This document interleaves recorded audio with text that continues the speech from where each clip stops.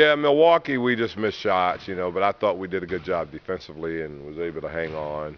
Uh, Atlanta, I think we had a pretty good league there and just kind of played it out a little bit. But we do have to get a little bit better. But last night you turned the ball over 8 times. You're not going to score a lot.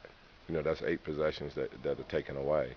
So you're not going to be able to score a lot in those situations. I think teams that are playing make adjustments. Fourth quarter is usually nut crunch time where you tighten up a little bit, and we're having trouble putting the ball in the basket. Sometimes it's turnovers.